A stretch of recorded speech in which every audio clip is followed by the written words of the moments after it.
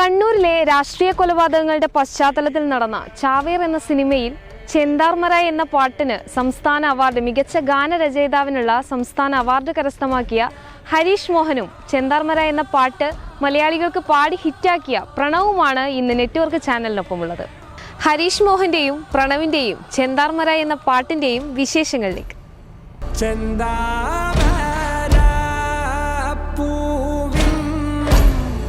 ചന്തം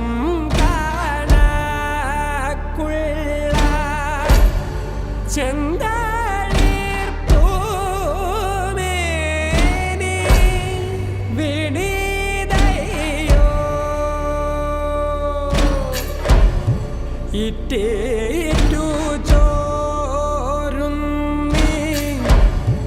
ചോപ്പും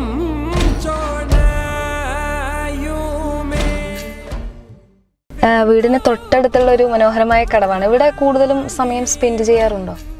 വൈകുന്നേരങ്ങളിലൊക്കെ നമ്മൾ സുഹൃത്തുക്കളൊക്കെ ആയിട്ട് വന്നിരിക്കുന്ന ഒരു സ്ഥലമായത് മൂലക്കൽ കടവ് എന്ന് പറയും. മൂലക്കൽ കടവ്. അവിടെ ഒരു പോസിറ്റീവ് എനർജി അതൊരു പാട്ടിനെ ബാധിക്കുന്ന രീതിയിലുണ്ടോ എഴുത്തിന്? ഞാൻ ഇവിടെ ഇരുന്ന് എഴുതാറൊന്നുമില്ല, പക്ഷെ പറഞ്ഞ പോലെ ഈ ഒരു അന്തരീക്ഷം നമുക്ക് ഒരു എഴുത്തുകാരനെ സംബന്ധിച്ച് അത്യാവശ്യം നമ്മളുടെ എപ്പോഴെങ്കിലും മനസ്സിൽ ഇങ്ങനത്തെ ദൃശ്യങ്ങളൊക്കെ പതിഞ്ഞു കിടന്നാൽ എപ്പോഴെങ്കിലും ഉപകരിക്കും. ഈ ഒരു നാട്ടിലാണോ ജനനവും വളർച്ചയും നമ്മുടെ കുട്ടിക്കാലങ്ങളൊക്കെ ചെലവഴിച്ചു പോയിട്ടുള്ളത്? അല്ല, ഞാൻ ജനിച്ചതൊക്കെ ചെറുതായിട്ടാണ്. ഞാനൊരു 10ാം ക്ലാസ് ആ സമയത്താണ് ഇവിടത്തേക്ക് വരുന്നത്. അപ്പോൾ ബാല്യകാലമൊക്കെ അവിടെയായിരുന്നു, ചെറുതായിട്ടായിരുന്നു പഠിച്ചതൊക്കെ അവിടെയായിരുന്നു. ഇവിടെ അമ്മയുടെ വീടാണ്. ഇപ്പോൾ ഇവിടെ ഒരു 10ാം ക്ലാസ് ആ സമയത്ത് വന്നു. ഏത് കാലഘട്ടം മുതൽ എഴുതി തുടങ്ങിയിട്ടുണ്ട്? എഴുതി തുടങ്ങിയത് മുന്നേ എഴുതുമായിരുന്നു. എൻ്റെ ഓർമ്മയിൽ ഞാൻ ഒരു കവിത ഒക്കെ എഴുതിയത് ഒരു 6ാം ക്ലാസ് 7ാം ക്ലാസ് ആ സമയത്തൊക്കെ എഴുതിയായിട്ട് ഓർമ്മയുണ്ട്. പിന്നെ യൂണിവേഴ്സിറ്റി ആ സമയത്തൊക്കെ മത്സരത്തിന് ഇങ്ങനെ പോവും. ഫേസ്ബുക്കുകളിലൊക്കെ കുറച്ച് എഴുത്ത് ഗ്രൂപ്പുകളിലൊക്കെ ഇങ്ങനെ ചെറുതായിട്ട് ഇങ്ങനെ എഴുതും. പക്ഷേ ഈ ഒരു ഗൗരവമായിട്ടൊരു പാട്ടെഴുത്ത് പരിപാടി തുടങ്ങുന്നത് ഈ നമ്മളെ കുറച്ച് സിനിമാ സുഹൃത്തുക്കളെ കൂടിയൊരു ഗ്രൂപ്പ് ഫോം ചെയ്തതിന് ശേഷമാണ്. 2018 ആ ഒരു കാലഘട്ടമാണ് സിനിമയുടെ തുടക്കം എന്ന് പറഞ്ഞല്ലോ. ആദ്യത്തെ ആ സിനിമയിലേക്ക് എത്തിച്ചേരുന്നത് എങ്ങനെയായിരുന്നു?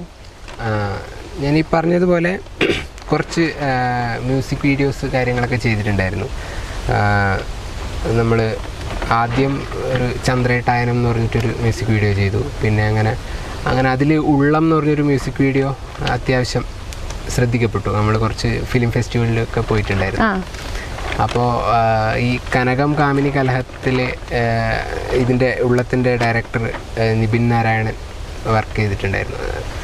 അപ്പോൾ പുള്ളി അങ്ങനെ സജസ്റ്റ് ചെയ്തിട്ടാണ് അതിൻ്റെ ഒരു പ്രമോ സോങ് എഴുതാൻ വേണ്ടിയിട്ട് വിളിക്കുന്നത്. അപ്പോൾ അത് നേഹ നായർ, ആക്സൺ അവരായിരുന്നു മ്യൂസിക്. അപ്പോൾ ആ പാട്ട് അവർക്ക് അത്യാവശ്യം വർക്കായതുകൊണ്ട് അവരെ അടുത്ത പടം തേര് എന്ന് പറഞ്ഞ ഇതിലേക്ക് എന്നെ വിളിച്ചു. അപ്പോൾ അതിലെ മുഴുവൻ പാട്ട് ഞാൻ എഴുതി. അങ്ങനെ പിന്നെ ചാവേർ വന്നു. ഇപ്പം നടികർ ഇറങ്ങി. ഈ സിനിമയിലേക്ക് വരുന്നതിന് മുമ്പ് ആ ഒരു വ്യക്തിഗത ജീവിതത്തെ കുറിച്ച് പറയാമോ? വീട്ടിൽ അച്ഛൻ, അമ്മ, അനിയൻ ഉള്ളൊരു കുടുംബമാണ്. അച്ഛൻ കൂലിപ്പണിയാണ്, അമ്മ അങ്ങനെ വർക്കൊന്നും ചെയ്യുന്നില്ല. അനിയൻ ഇപ്പോൾ ബാംഗ്ലൂർ വർക്ക് ചെയ്യുന്നു. അപ്പം ഞാൻ ബിടെക്കൊക്കെ കഴിഞ്ഞ് കുറച്ച് കാലം ഇങ്ങനെ പഠിപ്പിക്കാനൊക്കെ പോയിട്ടുണ്ടായിരുന്നു. ഇലക്ട്രോണിക്സ് ആയിരുന്നു എൻ്റെ വിഷയം. അപ്പോൾ അത് പഠിപ്പിക്കാൻ പോയിട്ടുണ്ടായിരുന്നു. പിന്നെ അതിനുശേഷം ഞാൻ ഒരു UAE ബേസ്ഡ് ആയിട്ടുള്ളൊരു കമ്പനിയിൽ ഡിസൈനറായിട്ട് ജോയിൻ ചെയ്തു. ഇപ്പോൾ അവിടെ ഡിസൈനറായിട്ട് വർക്ക് ചെയ്യുന്നുണ്ട്. ഇപ്പോൾ ഈ സിനിമയിലേക്ക് കയറിയതിന് ശേഷം, സിനിമയിൽ എഴുത്തുകൾ തുടങ്ങിയതിന് ശേഷം ഇതൊരു പ്രൊഫഷനായിട്ട് കാണാനാണോ, അതോ ആ പണ്ടത്തെ ആ ഒരു നമ്മുടെ ആ ഒരു ബാക്ക്ഗ്രൗണ്ട് കരിയർ കൊണ്ടുപോകുന്നുണ്ടോ നിലവിൽ? സിനിമ തന്നെയാണ് ആത്യന്തികമായിട്ടുള്ളൊരു മുൻഗണന കൊടുക്കുന്നത് സിനിമക്കാണ്. പക്ഷേ നമ്മൾ ഈ പറഞ്ഞ പോലെ സിനിമയിലേക്ക് നമ്മൾ അങ്ങനെ ഒരു സാമ്പത്തിക ബാക്ക്ഗ്രൗണ്ടൊന്നും ഇല്ലാത്തൊരു സ്ഥലത്തു നിന്നാണല്ലോ വരുന്നത്. അപ്പോൾ ജോലി ഇപ്പോൾ വിടാൻ തീരുമാനിച്ചിട്ടില്ല. കുറച്ച് കാര്യങ്ങൾ ചെയ്യാനുണ്ട്. ഒരു തിരക്കഥ ഇപ്പോൾ എഴുതിക്കൊണ്ടിരിക്കുന്നുണ്ട്. അപ്പോൾ അങ്ങനെ അതൊക്കെ ഒന്ന് ലെവലായതിനു ശേഷം പതിയെ സിനിമയിൽ ഒരു അടിത്തറ ഉണ്ടാക്കിയതിന് ശേഷം മാത്രം പതിയെ പൂർണ്ണമായും സിനിമയിലേക്ക് ഇറങ്ങാന്നുള്ള ഒരു ഐഡിയയിലാണ് നിൽക്കുന്നത്. ഇപ്പോൾ പാട്ടെഴുത്ത് കൂടാതെ ഇപ്പോൾ തിരക്കഥ എഴുതുന്നുണ്ടെന്ന് പറഞ്ഞല്ലോ. ഇതിനു മുന്നേ തിരക്കഥ എന്നുള്ളൊരു ഇതുണ്ടായിരുന്നോ മനസ്സിൽ? ഈ സിനിമ എന്ന് പറയുമ്പോൾ പാട്ടെഴുത്തായിരുന്നില്ല. നമ്മളെ ഒരു പാട്ടെഴുത്തിലേക്ക് ഇങ്ങനെ നമ്മളൊരു സർക്കിൾ വഴി ഇങ്ങനെ എത്തിപ്പെട്ടതാണ്. ശരിക്കും സിനിമയോട് നമ്മളൊരു താല്പര്യം ഉണ്ടാകുന്നത് നമ്മൾക്ക് കഥകൾ പറയുക, നമ്മളുടെ മനസ്സിലുള്ള കഥകൾ പറയുക, അത് സിനിമയായി കാണുമെന്നുള്ളൊരു ആഗ്രഹമായിരുന്നു ഉണ്ടായിരുന്നത്.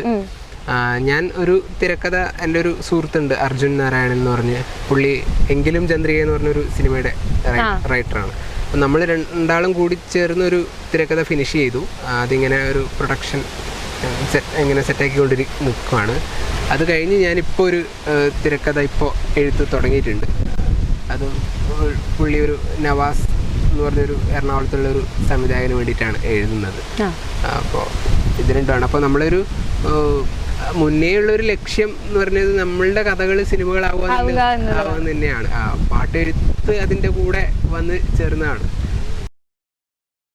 ഈ വ്യക്തി ജീവിതത്തിലെ അനുഭവങ്ങൾ ചാവേറിന് ഗുണമായി മാറിയിട്ടുണ്ടോ? വ്യക്തി ജീവിതത്തിലെ അനുഭവങ്ങൾ എന്ന് പറയുമ്പോൾ ഈ തെയ്യത്തിൻ്റെ കാഴ്ചകൾ,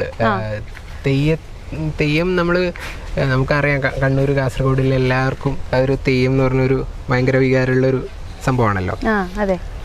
അപ്പോൾ അതിൽ ഞാൻ കുറച്ച് കാലങ്ങളായിട്ട് സ്ഥിരമായിട്ട് ഇങ്ങനെ തെയ്യം കാണുക എന്നുള്ളതിൻ്റെ അപ്പുറത്തോട്ട് അതിൻ്റെ കഥകൾ അറിയുക, ഐതിഹ്യങ്ങൾ അറിയുക, ആൾക്കാരോട് അതിനെക്കുറിച്ച് പഠിച്ചവരോട് സംസാരിക്കുക, ഈ തോറ്റങ്ങൾ കേൾക്കുക എന്നൊക്കെയുള്ളത്. അപ്പോൾ തോറ്റത്തിൻ്റെയൊക്കെ ഭാഷ എന്ന് പറയുന്നത് വേറെ തന്നെ ഒരു സാഹിത്യ ഭാഷയാണ്. അപ്പോൾ അതിൽ ഓരോ തോറ്റത്തിനും ഓരോ ഭാഷയുണ്ട്. ഇപ്പോൾ വണ്ണാൻ സമുദായക്കാർ പാടുന്ന തോറ്റത്തിൻ്റെ ഭാഷയായിരിക്കില്ല പൊലയ സമുദായക്കാരുടെ. അപ്പോൾ ആ ഒരു തരത്തിൽ ഈ ഭാഷ എന്നെ ഈ ചാവേറിൽ ഒരുപാട് സഹായിച്ചിട്ടുണ്ട്. പിന്നെ മറ്റ് സിനിമാ പാട്ടുകൾ പോലെയല്ല.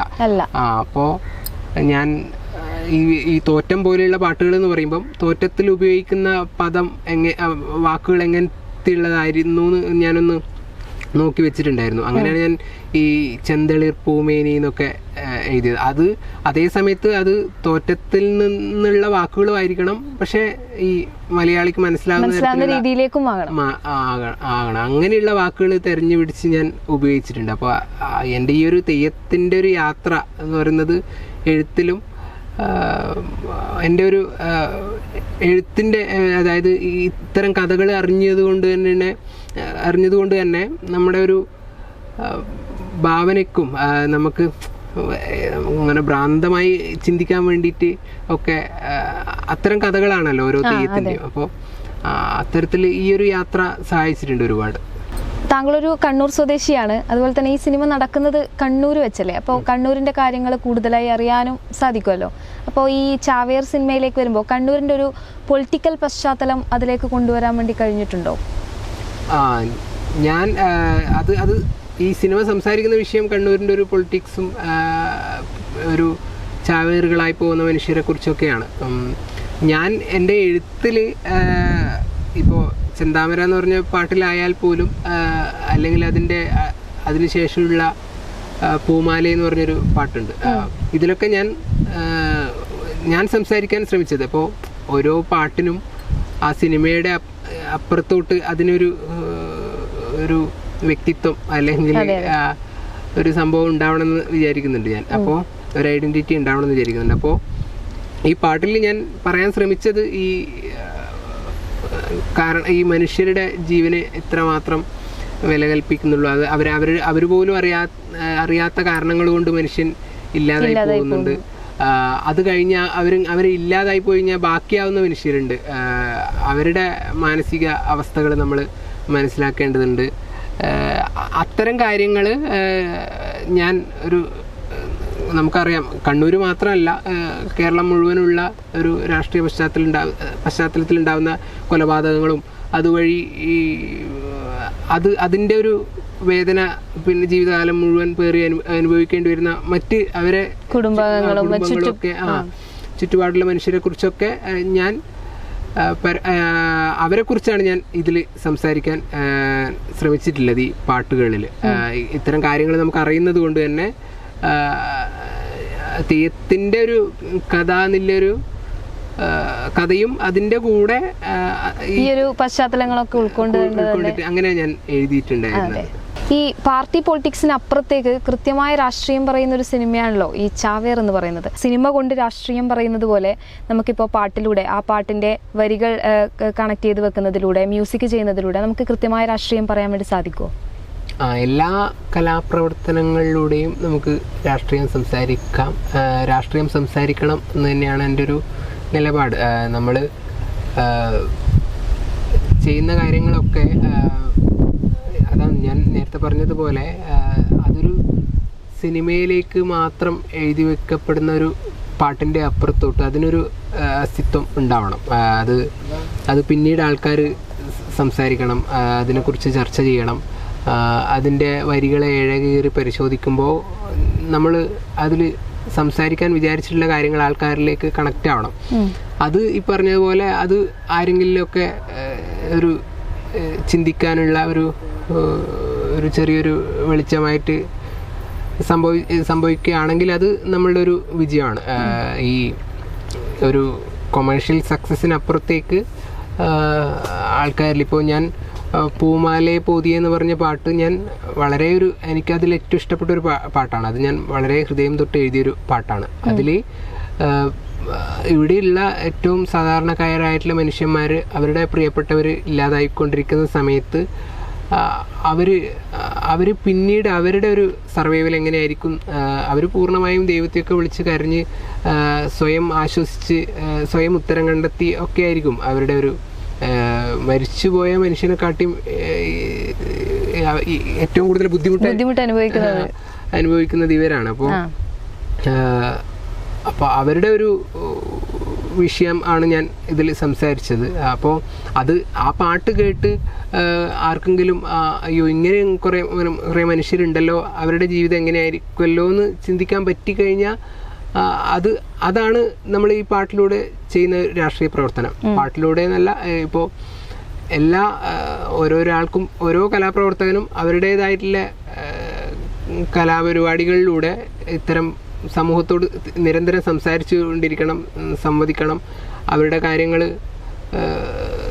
ഒരു കല എന്നതിൻ്റെ അപ്പുറത്തോട്ട് അത് സംസാരിക്കുന്ന ഒരു പ്രത്യക്ഷത്തിലുള്ള ആസ്വാദനത്തിൻ്റെ അപ്പുറത്തോട്ട് ഇത് സംസാരിക്കണം എന്ന് തന്നെയാണ് എൻ്റെ ഒരു നിലപാട്. ഈ ചെന്താമര പോലുള്ള പാട്ടുകൾ നമ്മുടെ ഈ സിനിമയിൽ വളരെ അത്യപൂർവമാണല്ലോ. ഈ കണ്ണൂരിൻ്റെ രാഷ്ട്രീയ കൊലപാതകങ്ങളുടെ ആ പശ്ചാത്തലത്തിൽ വരുന്ന ഈ ചാവേർ എന്ന പടത്തിന് ഈ ചെന്താമര എന്ന പാട്ട് എത്രത്തോളം മൈലേജ് കൊടുക്കുന്നുണ്ട്, എത്രത്തോളം പ്രാധാന്യം ആ പാട്ടിനുണ്ട്? ഇതിൽ ഈ ചാവേറിലുള്ള ഈ പാട്ടും അതിൻ്റെ ബാക്ക്ഗ്രൗണ്ട് മ്യൂസിക്കും ഒക്കെ ആ സിനിമയുടെ ഒരു സംസാരത്തിന് വളരെ ഈ പറഞ്ഞ പോലെ മൈലേജ് കൊടുക്കുന്നുണ്ട് തീർച്ചയായും. അത് രണ്ട് തരത്തിലാണ്. ഒന്ന് അതിൻ്റെ ഇവിടെ ഈ നാടിൻ്റെ സംബന്ധിച്ച ഒരു സോളുള്ളൊരു മ്യൂസിക്. ജസ്റ്റിൻ ചേട്ടൻ ഈ നാട്ടിലുള്ള ജസ്റ്റിൻ വർഗീസ് ഇവിടെ ഇല്ല ഒരാളല്ലായിരുന്നിട്ട് കൂടി ഇവിടെയുള്ള സംഗീതം എങ്ങനെയാണ്, ഇവിടുത്തെ താളം എങ്ങനെയാണെന്നുള്ളതിനെ കുറിച്ച് പഠിച്ച് ഇവിടെ വന്ന് ഇവിടെയുള്ള കലാകാരന്മാരെ വെച്ച് ഇൻസ്ട്രുമെൻറ്റ്സ് എടുപ്പിച്ച് അങ്ങനെയൊക്കെ ഒരു എഫേർട്ട് എടുത്ത് ചെയ്തത് കൊണ്ട് തന്നെ ഈ നാടിൻ്റെ ഒരു താളം കൃത്യമായിട്ട് ഈ സിനിമയിലൂടെ ഉടനീളം ഉണ്ട്. അതൊരു തരത്തിൽ ഈ നാടിൻ്റെ ഒരു കഥ പറയുമ്പോൾ ഇതിൻ്റെ ഒരു സംഗീതം ബാക്ക്ഗ്രൗണ്ടിൽ നിൽക്കുന്നത് ആ ഒരു ടച്ച് നിൽക്കുന്നത് ആൾക്കാരിലേക്ക് കുറച്ചും കൂടി കണക്റ്റ് ആവാൻ ഉപകരിക്കും. ഇനി രണ്ടാമത്തെ ഒരു കാര്യം എന്ന് പറഞ്ഞു കഴിഞ്ഞാൽ ഇതിൻ്റെ ഞാൻ എഴുതിയ വരികൾ എങ്ങനെയാ ഇതിനെ സ്വാധീനിക്കുന്നത് പറഞ്ഞു കഴിഞ്ഞാൽ ഈ ചെന്താമരയിലൊക്കെ ഞാൻ നേരത്തെ പറഞ്ഞതുപോലെ ഈ തോറ്റത്തിൻ്റെയൊക്കെ വാക്കുകളാണ് ഉപയോഗിക്കുന്നത്. തോറ്റത്തിൻ്റെ വാക്കുകൾ ഉപയോഗിച്ച് നമ്മൾ അതിലുള്ള കഥാപാത്രങ്ങളുടെ കഥ പറയുകയാണ്. ഞാൻ ചെന്താമര എഴുതുന്നത് സത്യം പറഞ്ഞാൽ ഈ കതിവന്നൂർ വീരൻ മരിച്ചു കിടക്കുന്ന ഒരു രംഗം മനസ്സിൽ കണ്ടിട്ടാണ്. അതിൽ ഞാൻ വന്താർമുടി ചോല എന്നൊക്കെ പറയുന്നത്, വന്താർമുടിയുടെ കരയിലാണ് കതിവന്നൂർ വീരൻ മരിച്ചു കിടക്കുന്നത്. അപ്പോൾ പക്ഷെ അത് നമ്മൾ സിനിമയിലേക്ക് എടുത്തു വെച്ച് കഴിഞ്ഞാൽ ആ സിനിമയിലുള്ള കഥാപാത്രത്തിൻ്റെ, അതായത് അത്രയും സൗകുമാര്യമുള്ള ഒരു വളരെ സൽസ്വഭാവിയായിട്ടുള്ള ഒരു മനുഷ്യൻ അയാളുടേതല്ലാത്ത കാരണം കൊണ്ട് മരിച്ചു പോകുന്നു. അപ്പോൾ അയാൾ മരിച്ചു പോകാൻ കാരണം എന്താണെന്ന് അറിയാതെ നമ്മൾ വേവലാതിപ്പെടുന്നു. അപ്പോൾ ആ ഒരു തരത്തിലാണ് എഴുതിയത്. അപ്പോൾ കതിവന്നൂർ വീരനെ കുറിച്ച് അറിയുന്നവരായാലും അല്ലാത്തവരായാലും, ഈ സിനിമ മാത്രം അറിയുന്നവരായാലും ആ ഒരു വേവലാതി വരികളിലൂടെയും അതിന് പറ്റിയൊരു സംഗീതത്തിലൂടെയും പ്രണവിൻ്റെയൊക്കെ ഒരു വ്യത്യസ്തമായിട്ടുള്ള വളരെ ഒരു പ്രത്യേക ശബ്ദമാണ്. അതായത് ഒരു നമ്മളീ പറഞ്ഞ പോലെ നമ്മൾ ഈ കളവാങ്കോട്ട് മാക്കത്തിൻ്റെ ഒക്കെ തോറ്റം നമ്മൾ കേട്ടിരിക്കും. അവർ അത്രയും ആത്മാർത്ഥത അതിൽ കൊടുത്തിട്ട് അവരുടെ ഒരു വിഷമവും കഥാപാത്രങ്ങളുടെ വിഷമവും സങ്കടവും സന്തോഷമൊക്കെ അവരുടെ ഒരു ശബ്ദത്തിലേക്ക് പകർത്തിയിട്ടാണ് ഈ തോറ്റം പാടുക. അതുപോലെ ഈ പ്രണവ് കൃത്യമായിട്ട് അയാളുടെ ഒരു ആത്മാവ് മുഴുവൻ അതിൽ കൊടുത്തിട്ടാണ് അപ്പോൾ പാടിയിട്ടുള്ളത്. അപ്പോൾ ഇതൊക്കെ വരുന്ന സമയത്ത് ഈ മനുഷ്യനെ കുറിച്ച് ഈ സിനിമ കാണുമ്പോൾ ആൾക്കാരിൽ ഉണ്ടാകുന്ന വേവലാതി ഇരട്ടിപ്പിക്കാനും ഇത് പറയുന്ന ഒരു വിഷയം കുറച്ചധികം ഇമ്പാക്റ്റോടെ ആൾക്കാരിലേക്ക് എത്താനും കൃത്യമായിട്ട് ഈ പാട്ടുകൾ കൊണ്ട് സാധിച്ചിട്ടുണ്ട്. ഇതാണ് നമ്മുടെ നാട്. പഴയങ്ങാടി മാടായിപ്പാറയുടെ താഴെയില്ല വെങ്ങര എന്ന് പറഞ്ഞ ഒരു പ്രദേശമാണ്.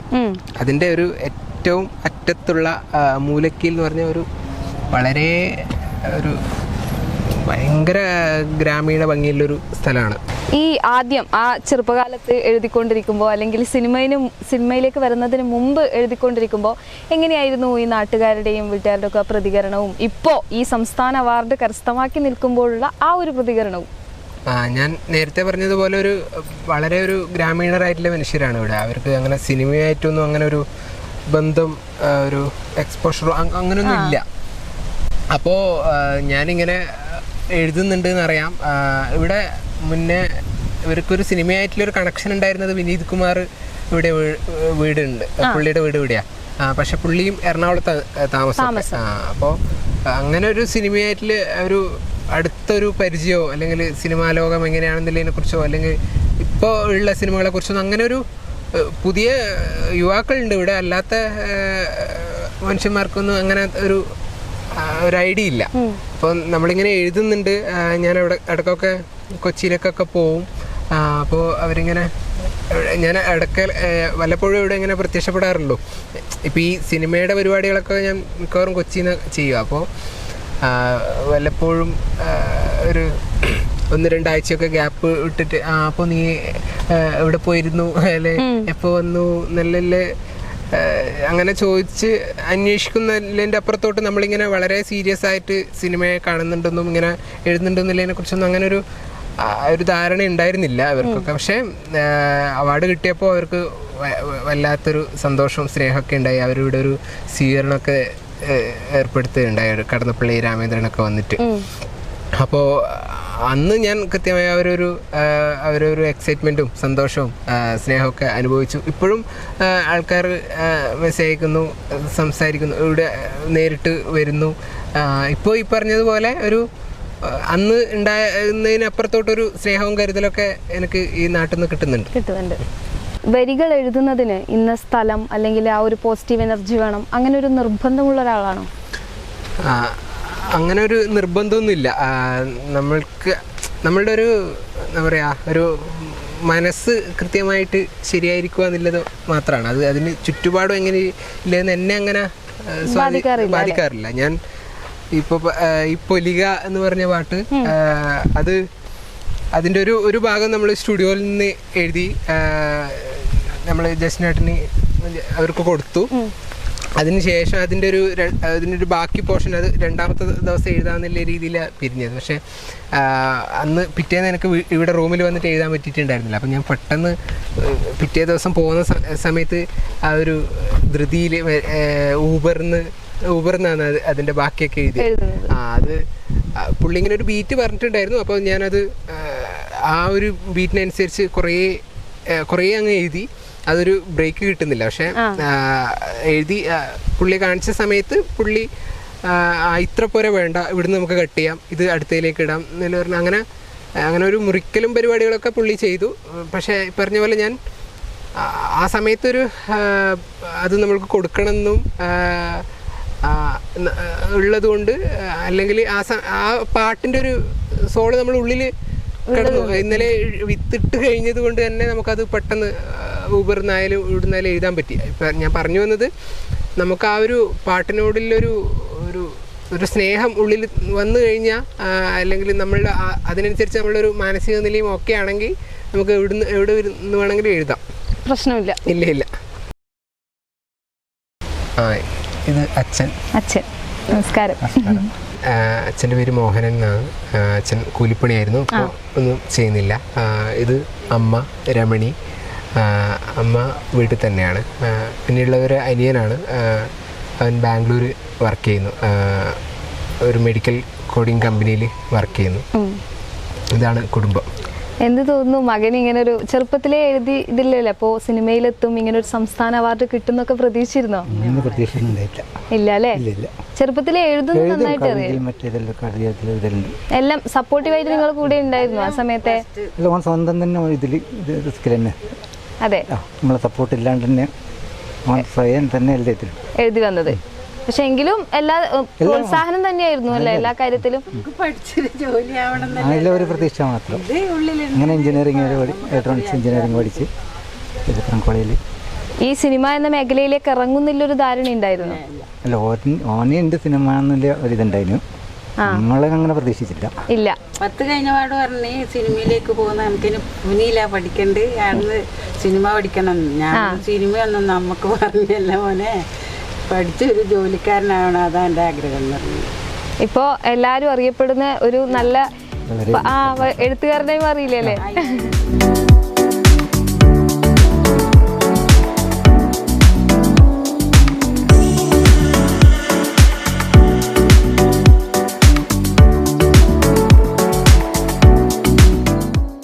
അപ്പോൾ ഇത് ഞാൻ പറഞ്ഞ പോലെ എൻ്റെ സുഹൃത്ത് പ്രണവാണിത് പാടിയത്. എൻ്റെ ഞാൻ മറ്റെല്ലാ വർക്കുകൾക്കും, ഏത് വർക്കുകൾ ചെയ്യുമ്പോഴും അതിൽ ഏതെങ്കിലും ഞാൻ നേരത്തെ പറഞ്ഞ എൻ്റെ സുഹൃത്തുക്കളിൽ ആരെങ്കിലും ആയിട്ട് അതിൽ ഒരു കണക്ഷൻ ഉണ്ടാവും. അവർ വരുന്നുണ്ട്, നമുക്ക് അവരെയും പരിചയപ്പെടാം. ഇതാണ് എൻ്റെ സുഹൃത്തുക്കൾ. നമസ്കാരം. ഇത് പ്രണവാണ് ചെന്താമര പാട്ട് പാടിയത്. ഇത് അക്ഷയ് എഡിറ്ററാണ്. അർജുൻ എങ്കിലും ചന്ദ്രിക എന്ന് പറഞ്ഞ സിനിമയുടെ റൈറ്ററാണ്. ഞാനും എൻ്റെ കൂടെ ഒന്നിച്ചും ഒരു വർക്ക് നമ്മൾ എഴുതിക്കൊണ്ടുണ്ട്. ഇത് അരുൺ, പുള്ളി കവിയാണ്. അപ്പോൾ ഇവർ മാത്രമല്ല, കുറച്ച് കൂടുതൽ ആൾക്കാരുണ്ട്. അവരിപ്പോൾ ജോലി തിരക്ക് കാരണം ഇന്നിവിടെ വരാത്തതാണ്. അപ്പോൾ ഇവരൊക്കെയാണ് എൻ്റെ സുഹൃത്തുക്കൾ. എന്ത് വർക്ക് ചെയ്യുമ്പോഴും അതിൽ ഇവരൊക്കെ ആയിട്ടുള്ള ഒരു കണക്ഷൻ ഉണ്ട് അല്ലേ? എല്ലാ വർക്കിലാണെങ്കിലും എഴുത്തിലാണെങ്കിലും ഇപ്പോൾ നമ്മൾ കൂട്ടായിട്ടാണ് എല്ലാ പരിപാടികളും, മ്യൂസിക് വീഡിയോസും കാര്യങ്ങളൊക്കെ ചെയ്ത് തുടങ്ങിയത്. ഇപ്പോൾ സിനിമയിലായി കഴിഞ്ഞാലും ഇപ്പോൾ ഞാനും അർജുനാണ് തിരക്കഥ എഴുതുന്നത് പറഞ്ഞു. ഇപ്പം ചാവേറിൽ ഞാൻ പ്രണവുണ്ട്. ഇപ്പം പ്രണവ് അടുത്ത മ്യൂസിക് ചെയ്യുന്ന പടത്തിൽ ഞാൻ എഴുതുന്നുണ്ട്. അപ്പോൾ ഇവരെല്ലാവരും ഏതെങ്കിലും ഒരു തരത്തിൽ നമ്മൾ ചെയ്യുന്ന ഓരോ വർക്കിലും ഭാഗമാവാറുണ്ട്. നിങ്ങളുടെ ഈ സുഹൃത്ത് ബന്ധത്തിൽ ഇവിടെ ഒരാളിപ്പോൾ സംസ്ഥാന അവാർഡ് കരസ്ഥമാക്കി നിൽക്കുക, അപ്പോൾ ഇത് മുൻകൂട്ടി പ്രതീക്ഷിച്ചിരുന്നു ഇങ്ങനെ ഒരു അവാർഡ് കിട്ടുന്നു, ഇങ്ങനെ ഉൾക്കൊണ്ടിട്ടുണ്ടായിരുന്നു? ഞങ്ങൾ ആക്ച്വലി സർപ്രൈസ്ഡ് ആയിരുന്നു. ഇത് ഞങ്ങൾ ഇതിനെപ്പറ്റി ചർച്ചകളേ ഉണ്ടായിരുന്നില്ല. ഇത്തവണ ഇവൻ എഴുതിയൊരു പാട്ട് അവാർഡിന് അയക്കുന്നുണ്ട് തന്നെ ഞങ്ങൾ അറിഞ്ഞിട്ടുണ്ടായിരുന്നില്ല. നമ്മൾ കാഷ്വലായിട്ട് ചുമ്മാ TV കണ്ടിരിക്കുമ്പോഴാണ് പെട്ടെന്ന് ഇവൻ്റെ പ്രണവിൻ്റെ പേര്, ആ പാട്ടിൻ്റെ പേര് ഒക്കെ പറയുന്നത്. ഞങ്ങൾ ആകെ സർപ്രൈസ്ഡായി. അപ്പോൾ തന്നെ പ്രണവ് നാട്ടിലുണ്ടായിരുന്നില്ല. അപ്പോൾ ഇവനെ വിളിച്ചു, ഹരീഷിനെ വിളിച്ചു. ഹരീഷ് അറിഞ്ഞിട്ടില്ലായിരുന്നു തോന്നുന്നു. അപ്പോൾ ഹരീഷും ആകെ ഒരു വല്ലാത്തൊരു, നമുക്കറിയാമായിരുന്നു നമ്മുടെ ടീമിലേക്ക് എന്തെങ്കിലുമൊക്കെ ആയിട്ട് ആരെങ്കിലുമൊക്കെ ആയിട്ട് അംഗീകരിക്കപ്പെടുന്നു. പക്ഷേ നമ്മളൊട്ടും പ്രതീക്ഷയല്ല, അത്തരം ഒരു പ്രതീക്ഷ ഞങ്ങളുടെ മുന്നിൽ ഉണ്ടായിരുന്നില്ല. പ്രിപ്പയർഡ് ആയിരുന്നില്ല ആരും. ഹരീഷിന് അവാർഡ് കിട്ടാച്ചാൽ ഞങ്ങൾക്ക് എല്ലാവരുടെയും കിട്ടിയ പോലെ ഞങ്ങളുടെ സന്തോഷം. കാരണം 5-6 വർഷമായിട്ട് ഞങ്ങളൊരു എല്ലാ ചർച്ചകളും എപ്പോഴും കൂടുമ്പോഴും സിനിമകളെ പറ്റി സംസാരിക്കുന്ന, സിനിമകൾ മാത്രം സംസാരിക്കുന്ന, പാട്ടുകളെ പറ്റി സംസാരിക്കുന്ന ഒരു കൂട്ടമാണ് ഞങ്ങളുടെ. അപ്പോൾ നമ്മൾ മറ്റുള്ളവരെ കണ്ടിട്ട് നമ്മൾ ഇവരിങ്ങനെയാണല്ലോ, നമുക്ക് ഇങ്ങനെയൊക്കെ ചെയ്യണം, അങ്ങനെ കുറേ സ്വപ്നങ്ങളുണ്ടായിരുന്നു. ഈ സ്വപ്നങ്ങൾ ഒരു ദിവസം പെട്ടെന്ന് ഒരു ദിവസം യാഥാർത്ഥ്യമാണ്. അതിൻ്റെ ഒരു തുടക്കമായിട്ട് അപ്പോൾ ഞങ്ങൾ എന്തിനായിരുന്നോ ഞങ്ങളുടെ ഈ ഒരുമ, ഞങ്ങളുടെ ഒരു കൂട്ടം, അത് ഞങ്ങൾ എവിടേക്കാണ് നടന്നെടുക്കുക, അതിൻ്റെ ഒരു തുടക്കമായിട്ടാണ് ഞങ്ങൾ ഇതിനെ കാണുന്നത്. അതിപ്പോൾ വീണ്ടും ഇതിപ്പം ഹരീഷിൻ്റെ ഇപ്പോൾ പ്രണവ് എപ്പോഴും പറയായിരുന്നു, അതായത് നമ്മളെന്ത് കിടലൻ ടീമാണെന്നുള്ളൊരു കാര്യം നമ്മളെല്ലാവരും പറയാറുണ്ട്. ഞങ്ങളുടെ ഇടയിൽ ഉള്ളിലൊരു ഒരു സംസാരമാണ്. ശരിക്കും ഞങ്ങളെ തന്നെ ട്രോളാൻ വേണ്ടിയിട്ടുള്ളൊരു സംസാരമായിട്ട് ഒരു വാചകമാണത്. വെറുതെ ഞങ്ങൾക്ക് എന്തെങ്കിലും അബദ്ധം സംഭവിക്കുമ്പോൾ, ഞങ്ങൾക്ക് എന്തെങ്കിലും പാളിച്ചകളൊക്കെ വരുമ്പോൾ പറയുന്നൊരു കാര്യമാണ്. പക്ഷേ അതൊരു പോയിന്റിൽ അതൊരു റിയാലിറ്റി ആയിട്ട് മാറുന്ന പറയുമ്പോൾ ഭയങ്കര സന്തോഷമുണ്ട്. യഥാർത്ഥത്തിൽ നിങ്ങളൊരു കിടലൻ ടീം തന്നെയല്ലേ, എല്ലാ മേഖലയിലും കയ്യൊപ്പ് ചാർത്തിയ എല്ലാവരും ആയി കൂട്ടത്തിൽ എന്ന് പറയുമ്പോൾ. ഇപ്പോൾ ഈ സിനിമയുമായിട്ട് നിങ്ങളുടെ ഈ കണക്ഷൻ വന്നതിന് ശേഷമാണോ സിനിമ എന്നൊരു ചിന്ത വന്നത്, അതോ പണ്ട് എവിടേക്കോ ബേസിക് ആയിട്ട് സിനിമ കണക്ട് ചെയ്തിട്ടുണ്ട് പറയാം, പാട്ടൊക്കെ കണക്ട് ചെയ്തിട്ടുണ്ട്, കോമൺ ഫ്രണ്ട്സ് ഒക്കെ വഴിയാണ് അങ്ങനെ വന്നത്. പക്ഷെ ഈ പറഞ്ഞ പോലെ സിമിലർ തോട്ട്സ്, വേവ് ലെങ്ത്തുള്ള ആൾക്കാർ അടുക്കുമെന്ന് പറയുന്ന പോലെ അങ്ങനെ വന്ന ആൾക്കാരാണ്. അപ്പം പ്രണവിനെ യാദൃശ്യമായി പരിചയപ്പെട്ടു. അരുണാണ് എല്ലാത്തിന്റെ ഒരു കോമൺ പോയിന്റ്. അരുണിന്റെ ഫ്രണ്ട്സ് എന്നുള്ള രീതിയിലാണ് നമ്മൾ പലപ്പോഴും മീറ്റ് ചെയ്തതും. പിന്നെ ജിതിൻ കണ്ണൻ വഴി അങ്ങനെ, പിന്നെ ഹരീഷ്, അച്ചു, അങ്ങനെയാണ് നമ്മൾ പലരും ആയിട്ട് കണക്ട് ആവുന്നത്. ഈ ബോണ്ട്, ഈ ഒരു കണക്ഷൻ തുടങ്ങിയിട്ട് ഇപ്പൊ ഏകദേശം എത്ര നാളായിട്ടുണ്ടാവും? 5-6 വർഷം. ഇത്ര ഡീപ്പായിട്ട് തുടങ്ങിയിട്ട് 5-6 വർഷമായി. പക്ഷെ ഞാൻ അരുൺ ഞങ്ങൾ ഒന്നിച്ച് പഠിച്ചതാണ്, സ്കൂൾ ലെവലിലോട്ട് ഒന്നിച്ച് പഠിച്ചതാണ്. ഇതിൽ വരാത്ത കുറെ ആൾക്കാരുണ്ട് കേട്ടോ. അതായത് ഇത് ഇൻകംപ്ലീറ്റ് ആണ്. ഇതിനകത്ത് ഇതേപോലെയുള്ള ഇതിനെക്കാട്ടിയും ടാലന്റ് ആയിട്ടുള്ള കുറെ ആൾക്കാർ ഇവിടെ വരാത്തുണ്ട്. അവർക്ക് ഈ പറഞ്ഞ പോലെ ഇന്ന് വരാൻ സാധിച്ചിട്ടില്ല.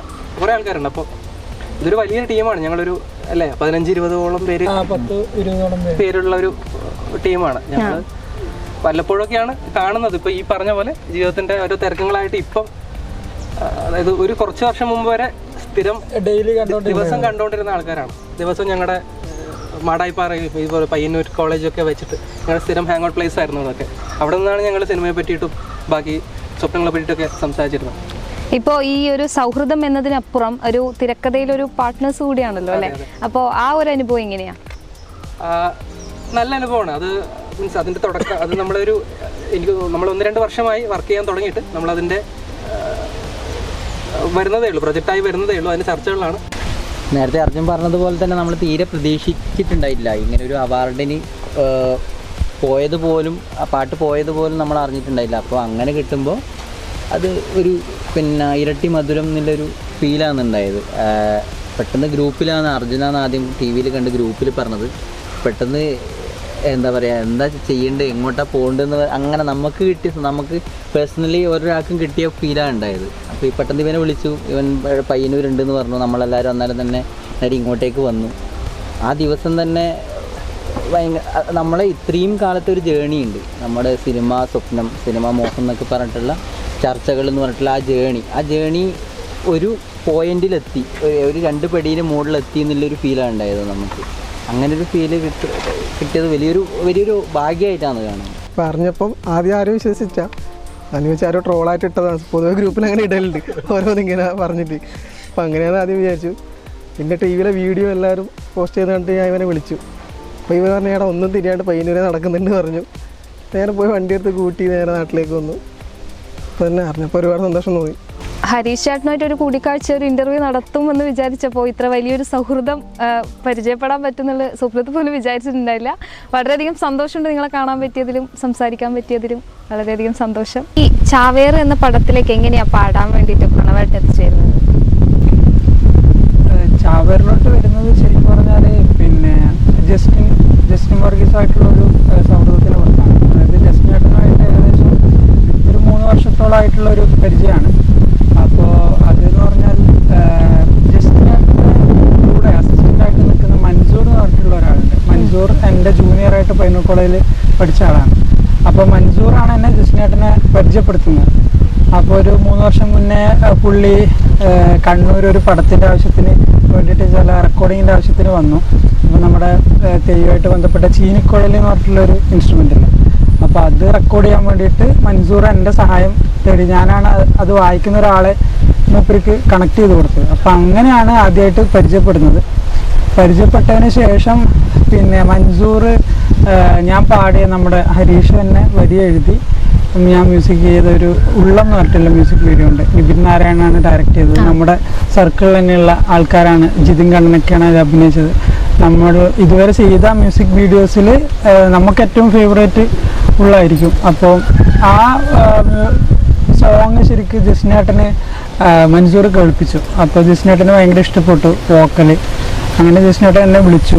അത് ഏകദേശം 3 വർഷമായി സംഭവം. അപ്പോൾ ജസ്നേട്ടൻ എന്നോട് പറഞ്ഞു, എനിക്ക് പ്രണവിൻ്റെ വോക്കൽ ഭയങ്കര ഇഷ്ടപ്പെട്ടു. അപ്പോൾ എന്തായാലും ഒരു തവണയെങ്കിലും ഞാൻ എന്തായാലും എനിക്ക് പ്രണവിൻ്റെ വോക്കൽ ട്രൈ ചെയ്യണം, എനിക്ക് പാടിക്കണം എന്ന് ഭയങ്കര ആഗ്രഹമുണ്ടെന്ന് പറഞ്ഞു. പക്ഷെ അതിങ്ങനെ പോയി. പിന്നെ നമ്മൾ സൗഹൃദം കോണ്ടാക്റ്റിലുണ്ട് എപ്പോഴും. എറണാകുളത്ത് പോകുമ്പോഴൊക്കെ ഞാൻ ജസ്നേട്ടൻ്റെ സ്റ്റുഡിയോയിൽ പോകും, മീറ്റ് ചെയ്യും. അങ്ങനെ ഒരിക്കൽ പിന്നെയാണ് ഈ ചാവേർ വരുന്നത്. ചാവേറിൻ്റെ സമയത്ത് ജസ്നേട്ടൻ ഈ പറയുന്നത് വീണ്ടും കണ്ണൂർ വന്നു. ചാവേർ ഭയങ്കരമായിട്ട് കണ്ടവർക്ക് അറിയാം, അത് തെയ്യമായിട്ട് ബന്ധപ്പെട്ട കുറേ വിഷ്വലും പരിപാടികളൊക്കെ ഉള്ളതാണ്. അപ്പോൾ അതിൻ്റെ ഭാഗമായിട്ട് കുറേ തെയ്യത്തിൻ്റെതായ കുറേ ഇൻസ്ട്രുമെൻറ്റ്സ്, ഒന്നാമത് ചെണ്ട, അങ്ങനെ കുറേ സാധനങ്ങൾ റെക്കോർഡ് ചെയ്യാൻ വേണ്ടിയിട്ട് കണ്ണൂരേക്ക് വന്നു. അപ്പോൾ ആ സമയത്ത് ജസ്നേട്ടൻ എന്നോട് പറഞ്ഞു, ഇങ്ങനൊരു പാട്ടുണ്ട് പ്രണവ്, നമുക്ക് പിന്നെ എന്താ പറയുക, അത് നന്നായിട്ട് തെയ്യത്തിനെ പറ്റി നന്നായിട്ട് അറിയുന്ന, തെയ്യത്തിൻ്റെ വാക്കുകൾ, തെയ്യത്തിൻ്റെതായ ശൈലികൾ നന്നായിട്ട് ഉപയോഗിക്കാൻ പറ്റുന്ന ആരെങ്കിലും എഴുത്തുകാരുണ്ടാവുമോ, എനിക്ക് വരി എഴുതാനാണ്, ലിറിസിസ്റ്റ് ഉണ്ടാവുമെന്ന് ചോദിച്ചു. അങ്ങനെയാണ് ഞാൻ ഹരീഷിനെ പിന്നെ സജസ്റ്റ് ചെയ്യുന്നത്.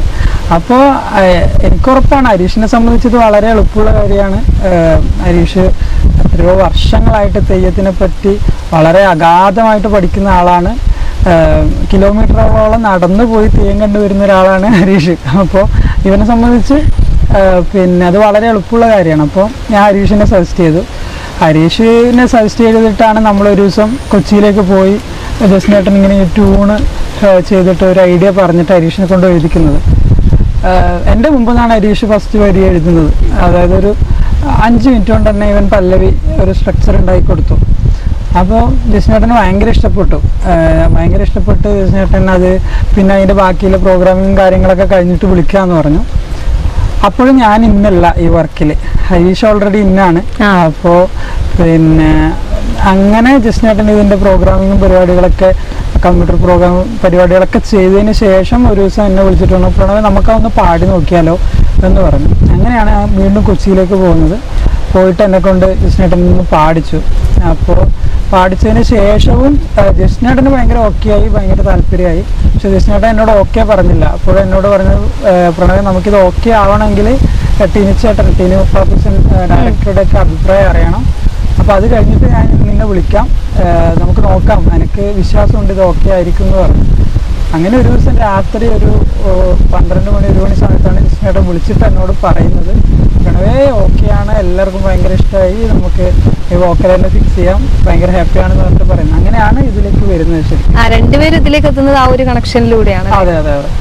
ഈ നമ്മുടെ ഈ സിനിമയും സിനിമാ പാട്ടുകളും നമ്മുടെ പാശ്ചാത്യ പ്രാദേശിക സംഗീതത്തെ അംഗീകരിച്ചു എന്നുള്ളതിൻ്റെ ഒരു തെളിവല്ലേ നമ്മുടെ ഈ ചെന്താർമര എന്നുള്ള പാട്ടിൻ്റെ ഒരു വിജയം? അതെ, തീർച്ചയായിട്ടും അങ്ങനെ തന്നെ കാണണം. കാരണം അങ്ങനെ ഒരു പാട്ടിന് 2 അവാർഡുകൾ തേടിയെത്തുക എന്ന് പറയുന്നതും പിന്നെ വലിയൊരു വിജയമായിട്ട് തന്നെയാണ് കാണുന്നത്. നമുക്ക് ആ പാട്ടൊന്ന് നമ്മുടെ പ്രേക്ഷകർക്ക് വേണ്ടിയിട്ട് ചെന്താർമരയുടെ വരികൾ.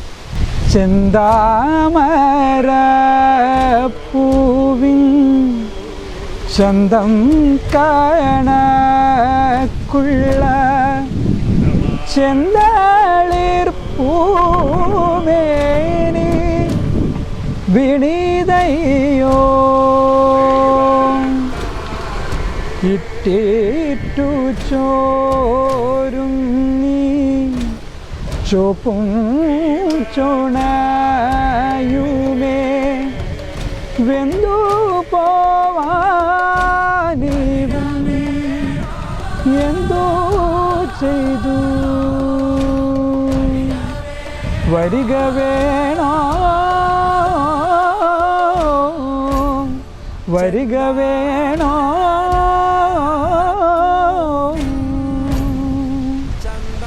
ഇനിയിപ്പോൾ പുതിയതായിട്ട് വരാനുള്ള പ്രോജക്റ്റുകൾ എന്തൊക്കെയാണ് ഉള്ളത്? പുതിയതായിട്ട് നമ്മളൊരു മ്യൂസിക് വീഡിയോയുടെ ഷൂട്ട് രണ്ട് ദിവസം മുന്നേ കഴിഞ്ഞിരുന്നു, അത് വരാനുണ്ട്. പിന്നെ വേറെയും മ്യൂസിക് വീഡിയോസിൻ്റെ പണിപ്പുരയിലാണ്. പിന്നെ ഒരു പടം ഇപ്പം മ്യൂസിക് ചെയ്തുകൊണ്ടിരിക്കുന്നുണ്ട്. അപ്പോൾ അതിൻ്റെ ഷൂട്ടൊക്കെ കഴിഞ്ഞു, അതിൻ്റെ ഫസ്റ്റ് ലുക്ക് അടുത്ത് വരുന്നു പ്രതീക്ഷിക്കുന്നു. ഇതൊക്കെയാണ് വിശേഷങ്ങൾ. അങ്ങനെ ഒട്ടനവധി വിശേഷങ്ങൾ. നമ്മുടെ ചാവേർ എന്ന പടത്തിലെ ചെന്താമര എന്ന പാട്ടിന് സംസ്ഥാന അവാർഡ് ജേതാവാണ്. പിന്നെ ആ ചെന്താമര എന്നുള്ള പാട്ട് എഴുതിയ വ്യക്തിയെയും നമുക്ക് പാടിയ ആളെയും ഒരുമിച്ച് ഇവിടെ കിട്ടിയതിൽ വളരെയധികം സന്തോഷമുണ്ട്. നിങ്ങളുടെ വിശേഷങ്ങളിലൂടെ, സുഹൃത്തുക്കളുടെ എല്ലാവരുടെയും വിശേഷങ്ങളും സന്തോഷങ്ങളിലൂടെയും നമ്മൾ ഇന്നത്തെ ഈ പരിപാടി അവസാനിപ്പിക്കുകയാണ്. അപ്പോൾ എല്ലാവർക്കും ഹൃദയം നിറഞ്ഞ ഓണാശംസകൾ.